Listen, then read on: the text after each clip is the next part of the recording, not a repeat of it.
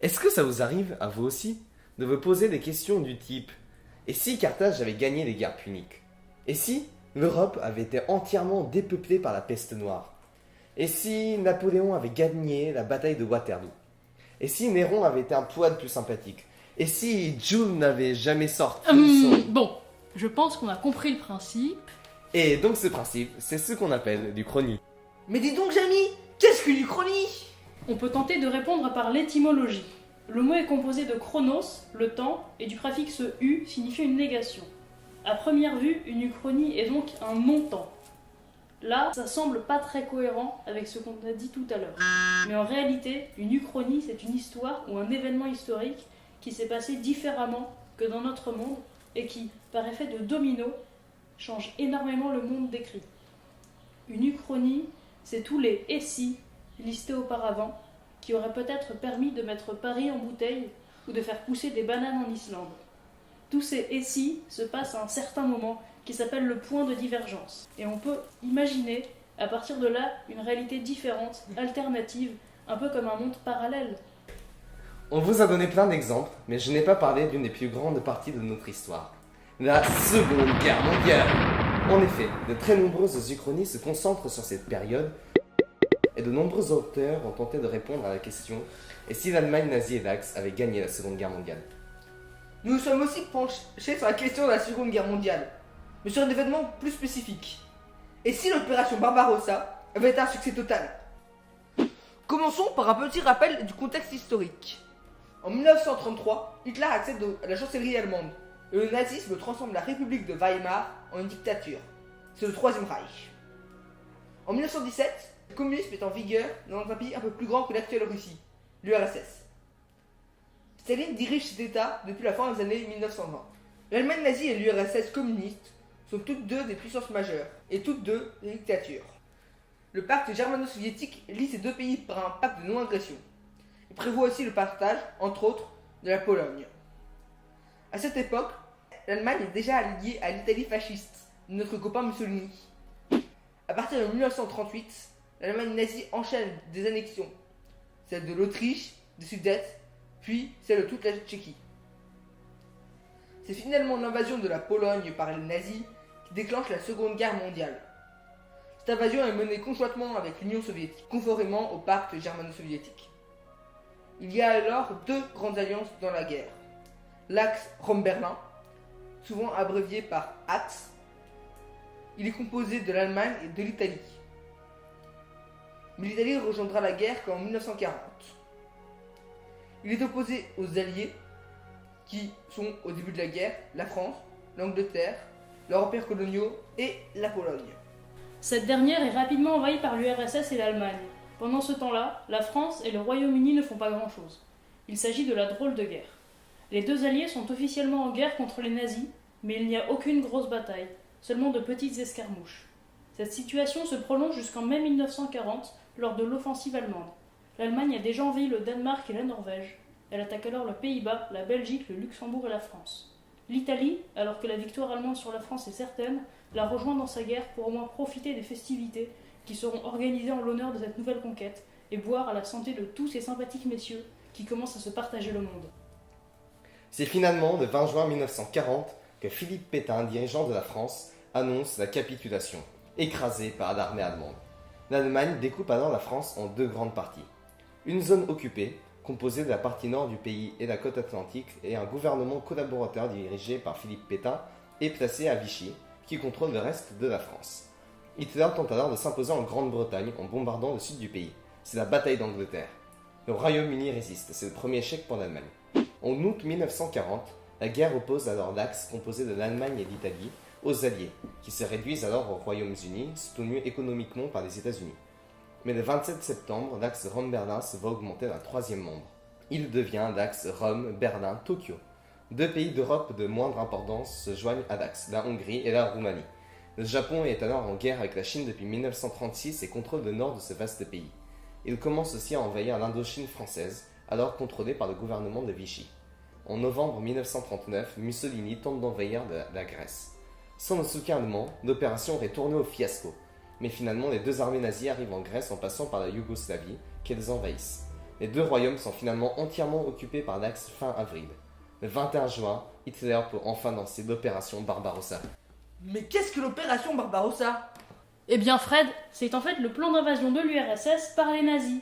L'Allemagne, à cette occasion, viole le pacte germano-soviétique qui décrétait un pacte de non-agression entre les deux pays. À ce moment, l'armée de l'Union soviétique a un commandement affaibli par les purges et une armée peu motivée, malgré la miraculeuse offre, en cas de désertion, de finir ses jours au goulag pour côtoyer des phoques et des ours polaires. Le Reich, quant à lui, a certes une armée moins nombreuse, mais elle est mieux entraînée, mieux équipée et bénéficie d'un effet de surprise. Les soviétiques ont tout de même un avantage considérable, le terrain. En effet, l'URSS est immense, donc difficile à envahir. De plus, le climat peut être extrêmement rigoureux en hiver. Les Allemands écrasent quand même l'armée rouge, enfonçant la ligne de front et massacrant des milliers de Russes. Le 5 janvier, soit à peine 6 mois après le début de l'invasion, la Wehrmacht arrive à 20 km de Moscou et assiège depuis près de 4 mois Leningrad. Dans notre réalité, les soldats épuisés ne parviennent pas à prendre Moscou et une immense résistance soviétique s'organise, sous le dur dilemme de finir tué par des Allemands parce qu'on est slave ou de finir en sorbet ou traître à Staline. L'avantage du nombre et le climat permet finalement aux soviétiques de retourner la situation et de déferler sur le Reich. Et prenons une baguette magique et imaginons que les soldats allemands prennent de court les soviétiques et parviennent à prendre Moscou, le 5 décembre. Imaginons aussi que Leningrad cède après des centaines de milliers de morts et 4 mois de siège. Eh bien, que se serait-il passé? À quoi ressemblerait ce monde? Bien sûr, on ne peut pas répondre avec exactitude, mais on peut essayer de s'en approcher, et puis bien sûr de s'amuser. Donc, imaginez juste un instant que ces Allemands avaient pris leur courage à deux mains pour continuer d'avancer vers Moscou, pour faire les 20 derniers kilomètres qui les séparaient du centre de la capitale, sans se soucier des troupes russes restantes ainsi que des ours polaires.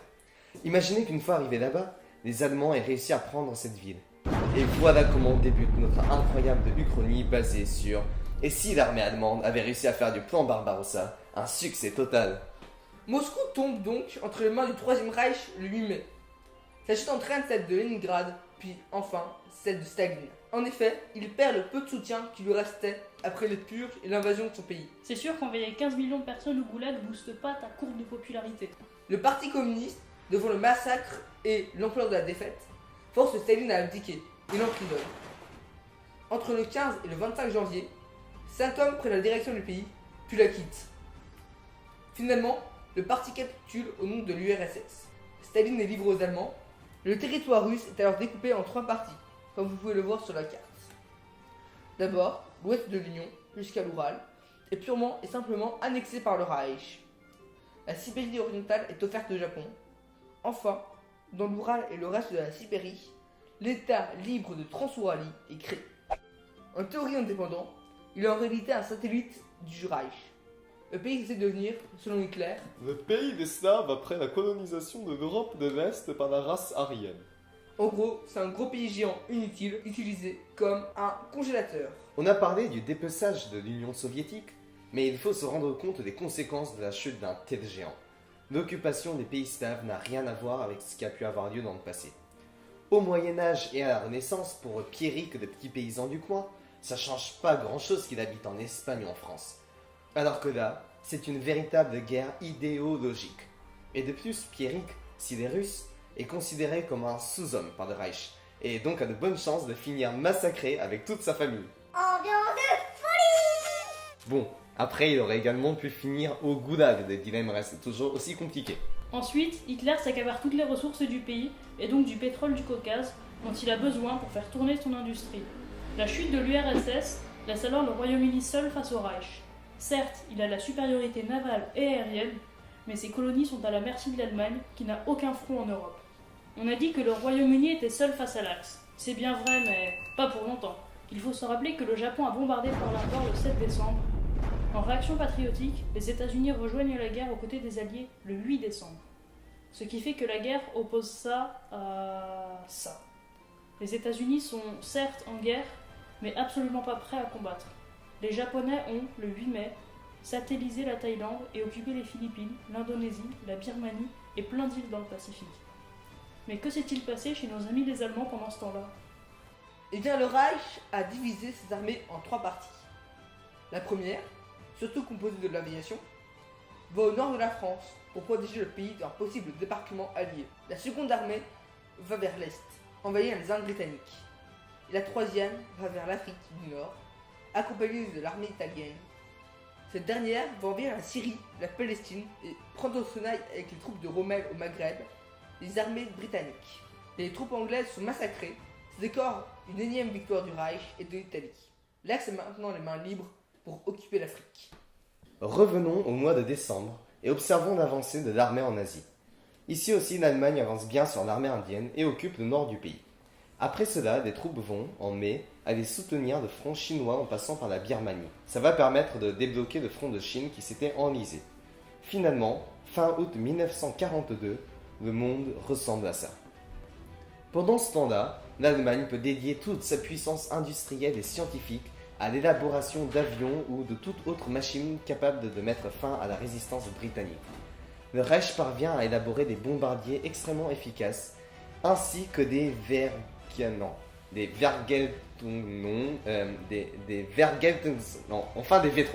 Mais qu'est-ce que les V3? Les Vergeltungswaffe, ce sont de très grands canons. Ils tirent de l'obus de 140 kg toutes les 20 secondes à 1500 mètres secondes, donc plus vite que le son, et sur une portée de 160 km. Et c'est ça qui est important. 160 km, suffisant pour bombarder Londres du nord de la France. Finalement, le 21 juin 1943, le nombreux V3 installés au nord de la France tirent à 16 heures pour surprendre les Anglais pendant l'été. Succès total, toutes les bases aériennes et navales du sud de l'Angleterre sont détruites, et les bombardiers frappent tous les lieux de pouvoir britanniques. À 18h30, tous les parlementaires et tous les membres du gouvernement sont morts. Londres est rasé à 60%, la quantité de terre détruite est considérable. Le Royaume-Uni est alors dans l'anarchie, ce qui va permettre aux Allemands de débarquer un tiers de leurs forces terrestres sur les îles britanniques. En à peine 3 semaines, le pays est occupé et les colonies britanniques, déjà bien envahies par le Reich et l'Italie, sont placées sous protectorat américain. Mais les États-Unis commencent à avoir peur de la guerre. La pression populaire pousse alors Roosevelt à démissionner de son poste de président et les élections sont gagnées en août, sans surprise, par un candidat isolationniste. Il s'écrase toutes les conditions de l'Axe pour la paix.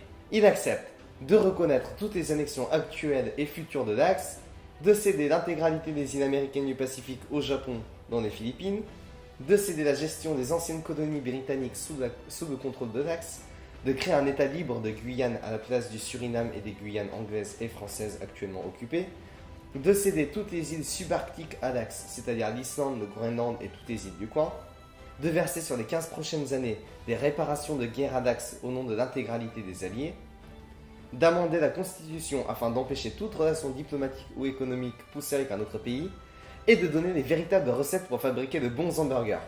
Ces 3 derniers points assurent à l'Axe que la puissance américaine ne ressurgira plus jamais.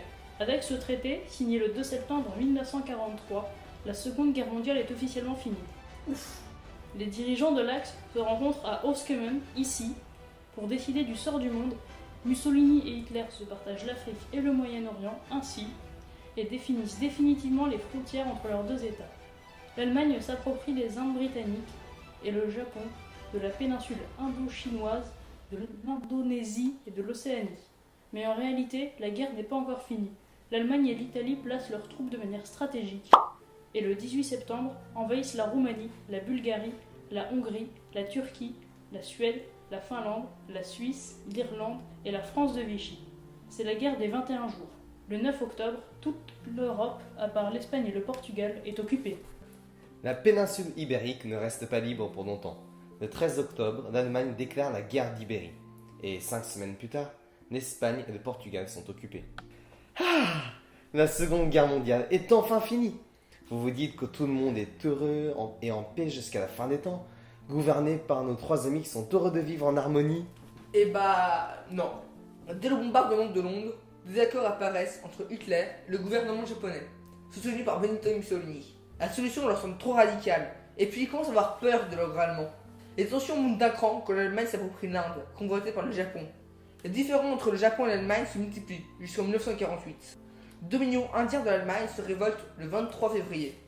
Le combat semble inégal, le Japon parvient à évincer l'actuel dirigeant de la révolte, le remplaçant par quelqu'un de favorable à une protection japonaise. Le Japon se met à donner des armes et des technologies à l'Inde. La flotte japonaise est déployée autour de l'Inde et a ordre d'attaquer tout bateau allemand pouvant sembler un tant soit peu agressif. Une guerre ouverte est presque déclarée par Hitler, pas dû du soutien japonais à l'Inde. Mais les Allemands ont trop peur des armes biologiques nippones, et les Japonais ont trop peur de voir leur ville rasée comme Londres. Finalement, aucune guerre ouverte n'est déclarée, et l'Inde parvient, grâce au soutien japonais, à obtenir son indépendance vis-à-vis du Reich, le 11 novembre 1948. Celui-ci stipule que l'Inde a son indépendance, mais que l'Afghanistan et le Sri Lanka restent des colonies allemandes. L'Inde est certes théoriquement autonome, mais de facto, elle est dirigée par un gouvernement soumis au Japon. Le Reich commence déjà à s'armer massivement au Sri Lanka. C'est le début de la guerre froide. Mussolini est tiraillé. D'un côté, il y a son aversion pour Hitler, ses idées et ses techniques. De l'autre, il y a la vulnérabilité de l'Italie face à l'Allemagne. Le 12 mars, le Duce se décide enfin à faire un discours pro-ouvertement japonais. Le dirigeant est retrouvé mort dans ses bureaux le lendemain matin. Bon, le parti nazi n'a pas dû chômer. Un homme soumis à Hitler le remplace, alignant les lois raciales et la diplomatie de l'Italie sur le Reich. Maintenant, voyons à quoi ressemble le monde en 1952. L'Allemagne s'est imposée dans presque toute l'Europe et a d'immenses colonies. Si on ne compte pas les colonies, le Reich compte environ 440 millions d'habitants, répartis ainsi selon les nationalités. 110 millions d'Allemands se répartissent sur le territoire, majoritairement dans les territoires traditionnels germaniques, mais aussi énormément sur les anciens territoires contrôlés par les peuples considérés comme slaves par le gouvernement, c'est-à-dire les Tchèques, les Slovaques, les Yougoslaves, les Bulgares, les Polonais, les Ukrainiens, les Russes, les Biélorusses, etc. En parlant des Slaves, ils sont 120 millions dans le Reich. Une bonne moitié d'entre eux a été massacrée par les nazis, ou ont été obligés de migrer vers l'État libre de Transouralie. Ils composent encore la plus grande nationalité selon le Reich, mais le but du gouvernement est, d'ici une quinzaine d'années, de transférer l'intégralité des Slaves vers l'État libre de Transouralie. Dans les peuples germaniques, le territoire est peuplé de 55 millions de Britanniques, de 15 millions de néerlandophones et autant de Scandinaves. Il y a aussi 2 millions de Grecs, 53 millions de francophones, 30 millions d'Espagnols et 100 millions de Portugais dans le Reich. On compte 22 millions de Turcs, 18 millions de Roumains et 10 millions de Hongrois dans le pays. Face à l'Allemagne, on trouve l'empire du Japon. Il s'étend sur le Japon, l'Indonésie, les îles du Pacifique, l'Océanie, la Chine, la Corée et la péninsule indo-chinoise. Les 360 millions de Chinois, qui composent presque la moitié de la population de l'Empire, malgré les violences à leurs encontres et l'exploitation de leur peuple depuis l'occupation de leur pays par le Japon. Les Japonais, eux, sont près de 90 millions. La seconde plus grande minorité est celle des Indonésiens, qui sont presque 85 millions. 55 millions de personnes habitent en Indochine, 20 millions de personnes habitent aux Philippines et 10 millions habitent en Océanie. On compte 26 millions de Coréens et le Japon compte 4 millions de Sibériens. L'Italie semble minuscule face à ces deux empires, malgré ses 65 millions d'habitants en métropole et son immense empire colonial. Elle reste très dépendante de l'Allemagne, mais elle tend de plus en plus à s'en dissocier et noue des relations diplomatiques avec des nations américaines, notamment le Mexique ou le Brésil. L'Uchronie est maintenant finie, mais si vous voulez aller plus loin, on a quelques recommandations. Vous pouvez lire le classique Maître du Haut-Château de Philippe Cadic. C'est une référence en Uchronie. Vous pouvez aussi regarder son adaptation en série, très sympathique. La série de BD Jour J développe, elle, une histoire dans un monde uchronique très différent à chaque fois. La chaîne YouTube Alteris propose aussi des uchronies régulièrement qui sont généralement très sympathiques. Merci d'avoir regardé la vidéo.